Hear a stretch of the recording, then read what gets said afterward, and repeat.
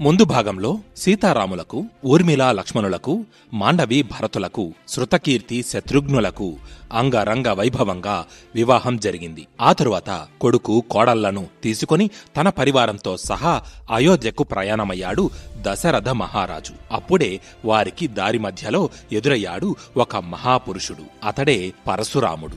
పరశురాముణ్ణి చూడగానే దశరథుడు, వశిష్ఠుడు, అక్కడున్న బ్రాహ్మణులు అందరూ కలిసి వినయంగా ఆయనను ఆహ్వానించారు. అర్ఘ్యపాద్యములు సమర్పించి మర్యాదగా గౌరవాసనంపై కూర్చోబెట్టారు. కాని పరశురాముని చూపు మాత్రం నేరుగా శ్రీరాముని మీదే నిలిచింది. గంభీరమైన స్వరంతో పరశురాముడు రాముణ్ణి చూస్తూ ఇలా అన్నాడు: ఓ రామా, నీ పరాక్రమం గురించి చాలా విన్నాను. నీవు శివధనస్సును విరిచావని కూడా తెలిసింది. ఆ వార్త నన్ను ఆశ్చర్యపరిచింది. ఎందుకంటే ఆ మహావిల్లు దేవతలకే అందని శక్తివంతమైనది. నీవు దానిని విరిచావంటే అసాధారణ శౌర్యం నీలో ఉందని అర్థం. కాని ఆ శౌర్యాన్ని నేను స్వయంగా చూడాలనుకుంటున్నాను. ఇదిగో చూడు, ఇది నేను తీసుకొచ్చిన విష్ణు ధనస్సు. దీన్ని నాకు నా తండ్రి గారైన జమదగ్ని మహర్షి ఇచ్చారు. ఇది శివధనస్సుతో సమానంగా అత్యంత శక్తివంతమైనది. దీన్ని ఎక్కుపెట్టి బాణం సంధించగలవా? చూపించు నీ పరాక్రమాన్ని, లేకుంటే నాతో ద్వంద్వయుద్ధానికి సిద్ధమవ్వు అని సవాలు విసిరాడు పరశురాముడు. అతని మాటలతో అక్కడి వాతావరణం గంభీరంగా మారింది. దశరథుని గుండె వణికిపోయింది. ఆయన రెండు చేతులు జోడించి పరశురాముని ముందుకు వచ్చి ఇలా అన్నాడు: ఓ పరశురామ, మీ కీర్తి లోకమంతా వ్యాపించి ఉంది. మీరు బ్రాహ్మణులు, కాని ఒకప్పుడు క్షత్రియుల మీద ఆగ్రహించి వారిని 21 సార్లు ఓడించారు. తరువాత శాంతించి తపస్సుకి వెళ్లిపోయారు. ఇటువంటి మీరు ఇప్పుడు అకారణంగా బాలుడైన నా కుమారుడిని యుద్ధానికి పిలుస్తున్నారు. ఇది న్యాయమా? రాముడు మీతో యుద్ధం చేసి జయించలేడు. అతను మాకు ప్రాణ సమానుడు. రాముని మీదే మా ప్రాణాలన్నీ ఆధారపడి ఉన్నాయి. రాముడు లేకుండా మేమెవ్వరం జీవించలేము. కాబట్టి ఓ పరశురామ మహాప్రభు, దయచేసి మా మీద కరుణ చూపు. రాముణ్ణి విడిచిపెట్టు.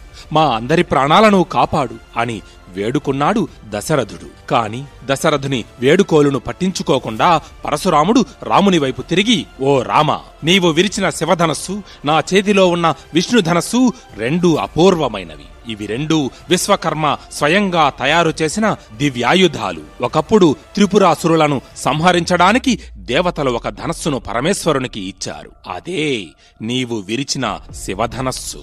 ఇంకో ధనస్సును దేవతలు మహావిష్ణువుకు సమర్పించారు. అదే ఈ విష్ణుధనస్సు.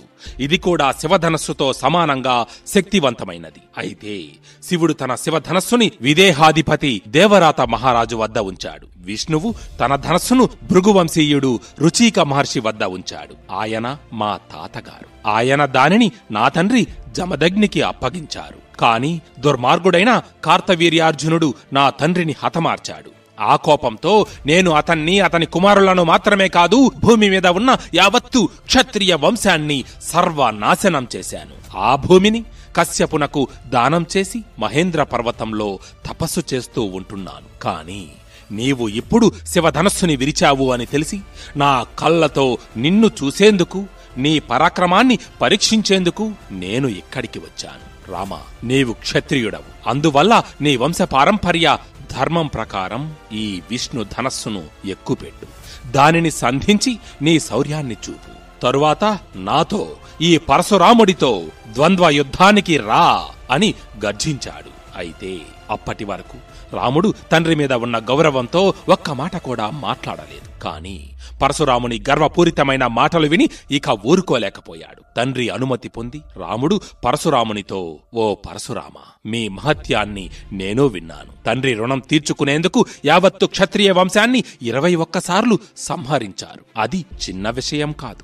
మీ పరాక్రమానికి నమస్కరిస్తున్నాను. అయితే ఇప్పుడు నన్ను పరీక్షించడానికి వచ్చారు. కాని నన్ను ఒక బలహీనుడిగా, శౌర్యం లేనివాడిగా భావిస్తున్నారు. ఇది నాకు అవమానం. అందుకే నా శౌర్యాన్ని మీకు చూపిస్తాను, చూడండి అని చెప్పి పరశురాముని చేతిలో ఉన్న ఆ దివ్యమైన విష్ణు ధనస్సును తన చేతుల్లోకి తీసుకున్నాడు శ్రీరాముడు. తీసుకుని ఆ ధనస్సు నారిని సవరించి సునాయాసంగా దానిని ఎక్కుపెట్టాడు. అంతేకాకుండా బాణాన్ని దానిలో సంధించి పరశురాముని వైపు చూశాడు. ఓ భృగుపుత్ర, మీరు బ్రాహ్మణులు, నాకు పూజ్యులు. అందువల్ల ఈ బాణాన్ని మీ మీద ప్రయోగించను. కాని సంధించిన బాణం వృధాగా పోకూడదు. అందువలన ఈ బాణాన్ని ఎక్కడికి సంధించాలో మీరే చెప్పాలి.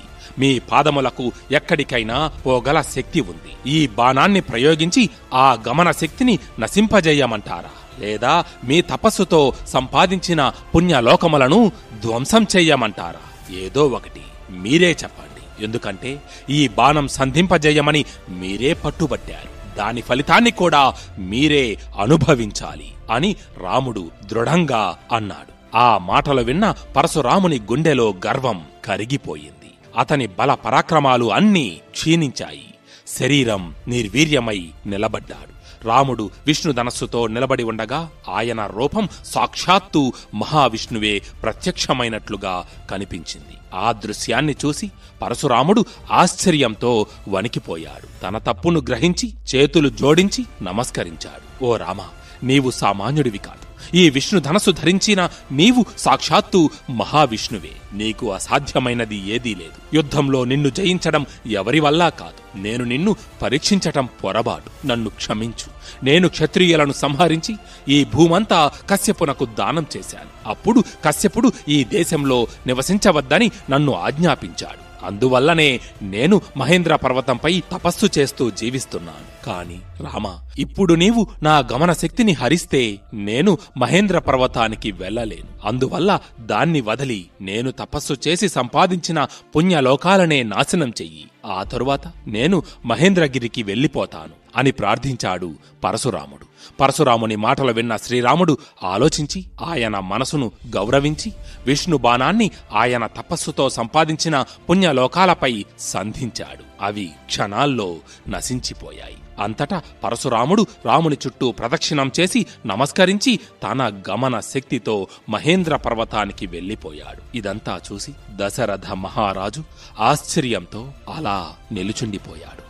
తన కుమారుడు రాముడు సామాన్యుడు కాదని, కారణజన్ముడని ఆనాడు స్వయంగా దశరథునికి అర్థమయ్యింది. ఆ తరువాత ఏం జరిగిందో తరువాయి భాగంలో తెలుసుకుందాం. జై శ్రీరామ్, జై జై రామాయణం.